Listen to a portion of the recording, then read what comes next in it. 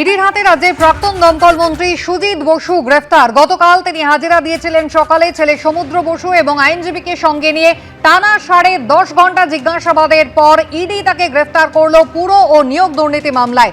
নির্বাচনের আগে চারবার তাকে নোটিশ পাঠানো হয়েছিল, হাজিরা দেননি তিনি। 1 মে উপস্থিত হয়েছিলেন সিজো কমপ্লেক্সে, 9 ঘন্টা জিজ্ঞাসাবাদ হয়েছিল। গতকাল তিনি উপস্থিত হন 10.5 ঘন্টা জিজ্ঞাসাবাদের পর। পুরো নিয়োগ দুর্নীতি মামলায় তৃণমূল নেতা এবং রাজ্যের প্রাক্তন দমকল মন্ত্রী সুজিত বসুকে গ্রেফতার করল ইডি। কথা বলবো, প্রকাশ সিনহা রয়েছেন আমাদের সঙ্গে টেলিফোন লাইনে। প্রকাশ, আদালতে আজকে পেশ করা হবে প্রাক্তন মন্ত্রী সুজিত বসুকে। সেক্ষেত্রে ইডি কি কি তথ্য প্রমাণ আজকে পেশ করতে পারে আদালতে?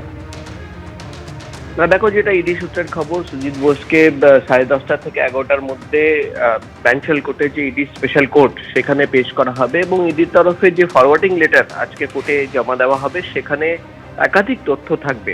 এবং তুমি জানো, ইডি যখনই কাউকে অ্যারেস্ট করে, রিজন টু বিলিভ, কেন তাকে অ্যারেস্ট করা হলো, সেই সম্পূর্ণ তথ্য কিন্তু কোর্টে জমা দিতে হয়।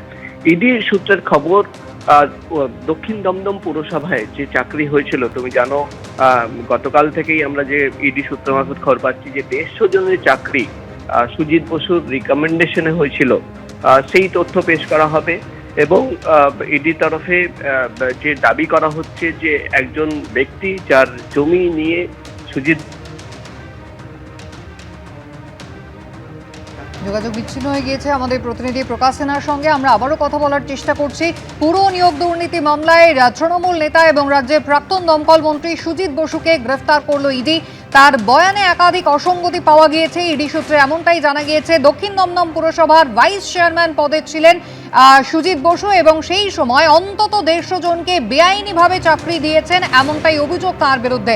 আবার আমরা যোগাযোগ করেছি আমাদের প্রতিনিধি প্রকাশ সিনহার সঙ্গে। প্রকাশ, না দেখো, যে বেআইনিভাবে চাকরি দেওয়া হচ্ছে, যেটা ইডি তরফে দাবি করা হচ্ছে, সেই বেআইনিভাবে চাকরি দেওয়ার সময় কত টাকার লেনদেন হয়েছে, কিভাবে টাকার লেনদেন হয়েছিল, এবং ইডির তরফে যে বিস্ফোরক দাবি করা হচ্ছে যে একাধিক সময় সুজিত বসু এবং তার পরিবারের সদস্যদের ব্যাংক অ্যাকাউন্টে নগদ টাকা জমা পড়েছে, বিপুল অঙ্কের নগদ টাকা জমা পড়ছে। এই নগদ টাকা কাদের টাকা, কোথায় থেকে এসেছিল, এই সমস্ত তথ্য কিন্তু আজকে কোর্টে পেশ করা হবে।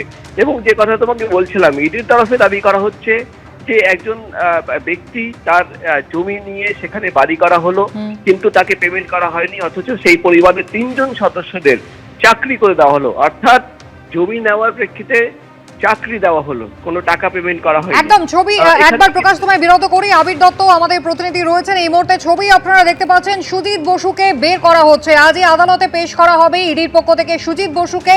ছবি আপনারা সিজো কমপ্লেক্সে দেখছেন। ইতিমধ্যেই কিন্তু প্রাক্তন দমকল মন্ত্রী সুজিত বসু, গতকাল যিনি ইডির হাতে গ্রেফতার হয়েছেন, তাকে বের করা হচ্ছে। আর কিছুক্ষণের মধ্যে আদালতে তাকে পেশ করা হবে। পুরো নিয়োগ দুর্নীতি মামলায় গ্রেফতার হয়েছেন রাজ্যের প্রাক্তন মন্ত্রী সুজিত বসু। গতকাল তিনি গ্রেফতার হয়েছেন। দীর্ঘ 10.5 ঘন্টা জিজ্ঞাসাবাদের পর ইডি তাকে গ্রেফতার করেছে। তাকে বের করা হচ্ছে, কিছুক্ষণের মধ্যেই আদালতে তাকে পেশ করা হবে।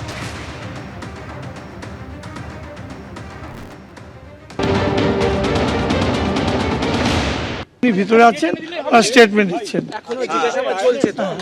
আমাকে অফিসিয়ালি কিছু না বললাম, কিভাবে বলবো? আমার তো কাজ আছে, তাই চলে যাচ্ছি। না, আমার কাছে করেনি, আমি তো ভিতরে যাওয়ার ক্ষমতা নেই। ঠিক, ছেলে ওখানেই আছে।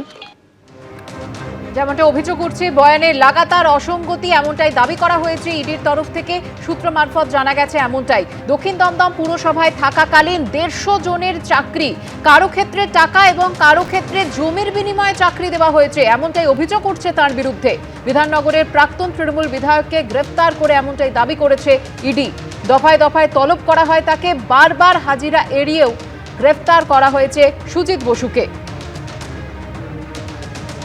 দক্ষিণ দমদম পুরসভার ভাইস চেয়ারম্যান থাকাকালীন এই দুর্নীতি হয়। নিয়োগ সংক্রান্ত বরাত পেত অয়নশীলের সংস্থা এবিএস ইনফোজোন।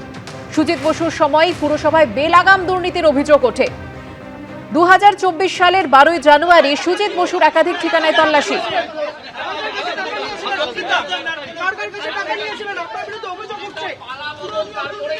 কিছুক্ষণ আগে সিজো কমপ্লেক্স থেকে বের করা হয় রাজ্যের প্রাক্তন মন্ত্রী সুজিত বসুকে। সেই সময়কার ছবি আপনারা দেখতে পাচ্ছেন। গতকাল হাজিরা দিয়েছিলেন তিনি। ছেলে সমুদ্র বসু, প্রাক্তন দমকল মন্ত্রী, তাকে ইতিমধ্যে এনফোর্সমেন্ট ডিরেক্টরেটের তরফ থেকে পুরো নিয়োগ দুর্নীতি মামলায় যে তাকে গ্রেপ্তার করা হয়েছে, গ্রেপ্তারের পরে তাকে ইতিমধ্যে নিয়ে যাওয়া হচ্ছে। সেই ছবিটা আমরা দেখতে পাচ্ছি, সেন্ট্রাল ফোর্সের বাহিনী তারাও এখানে রয়েছেন। ক্যামেরায় অতনু কুণ্ডুর সাথে আবির দত্ত, এবিপি আনন্দ, কলকাতা। কিছুক্ষণ আগেই সুজিত বসুকে বের করে নিয়ে যাওয়া হয় সৃজয় কমপ্লেক্স থেকে তাকে বের করা হয়েছে, আর কিছুক্ষণের মধ্যে আদালতেই ইডি তাকে পেশ করবে। তার বিরুদ্ধে অভিযোগ, অন্তত তার সুপারিশে অন্তত দক্ষিণ দমদম পুরসভায় 150 জনকে বেআইনিভাবে চাকরি দেওয়া হয়েছিল। একাধিক অভিযোগ রয়েছে সুজিত বসুর বিরুদ্ধে। শুধু টাকা নয়, জমির বিনিময়ে চাকরি দিয়েছিলেন তিনি, এমনটাই অভিযোগ কিন্তু তার বিরুদ্ধে। 2024 সালের 12ই জানুয়ারি সুজিত বসুর একাধিক ঠিকানায় ইডি তল্লাশি চালায়। 2025 সালে 10ই অক্টোবর সুজিত বসুর বাড়ি, অফিস, এমনকি তার ছেলের রেস্তোরাঁ, সেখানেও ইডি তল্লাশি চালায়।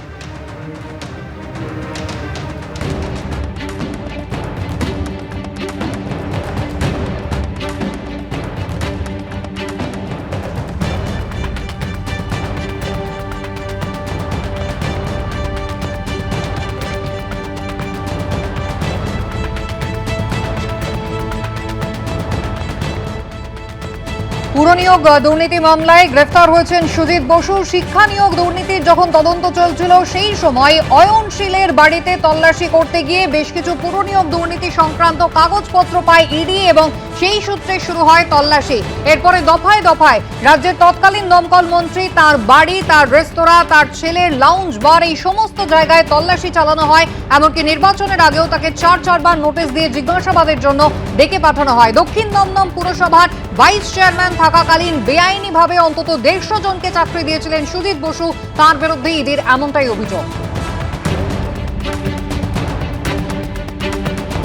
একেবারে রেড চার্ট তৈরি করে চাকরি দেওয়া হয়েছিল পুরসভায় বিভিন্ন পদে, এমনটাই অভিযোগ উঠেছিল সুজিত বসুর বিরুদ্ধে।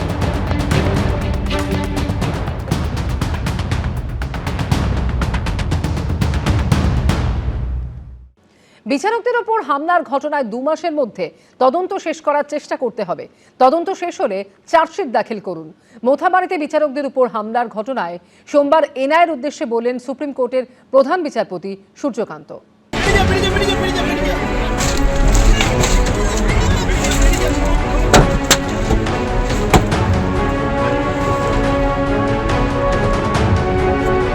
High Court, take care of my children. Take care of my children if something happens to me. মালদার মোথাবাড়িতে বিচারকদের ওপর হামলার ঘটনায় তদন্ত শেষ করতে এনআইএকে কার্যত সময় বেঁধে দিল সুপ্রিম কোর্ট। সোমবার প্রধান বিচারপতি সূর্যকান্ত ও বিচারপতি জয়মাল্য বাগচির বেঞ্চে শুনানি হয়। প্রধান বিচারপতি বলেন, বিচারকদের ওপরে হামলার ঘটনায় 2 মাসের মধ্যে তদন্ত শেষ করার চেষ্টা করতে হবে। তদন্ত শেষ হলে চার্জশিট দাখিল করুন। 1 এপ্রিল মালদার মোথাবাড়িতে এরকমই ভয়াবহ অভিজ্ঞতার মুখোমুখি হন সুপ্রিম কোর্টের নির্দেশে এসআইআর এর কাজে আসা বিচারকরা। দুপুর থেকে বিডিও অফিসে আটকে রাখা হয়। মাঝরাতে কোনো মতে বেরোলেও রাস্তায় তাদের গাড়িতে হামলা চালানো হয়। We are attacked by bricks. Our pilot is no more there. He has suffered accident due to the hurdles of bamboos and the hurdles and the bricks. We are traveling alone. মালদার সেই ঘটনায় কড়া পদক্ষেপ নেয় supreme court. সংবিধানের 142 ধারা প্রয়োগ করে মোথাবাড়ি কাণ্ডে এনআইএকে তদন্তভার দেয় সর্বোচ্চ আদালত। ইতিমধ্যে তারা বেশ কয়েকজনকে গ্রেফতারও করেছে। এই ঘটনায় গত 13 এপ্রিল সুপ্রিম কোর্টের প্রধান বিচারপতি সূর্যকান্ত বলেন, মূল অভিযুক্তদের রাজনৈতিক পরিচয় খুঁজে বের করা হোক। এই মামলার যুক্তিযুক্ত উপসংহারে পৌঁছতে চাই আমরা। সেই মামলাতেই এবার তদন্ত শেষ করে চার্জশিট জমা দেওয়ার নির্দেশ দিল সুপ্রিম কোর্ট। বিজেন্দ্র সিংহ, সৌভিক মজুমদার, এবিপি আনন্দ। এবিপি আনন্দ, এগিয়ে থাকে, এগিয়ে রাখে।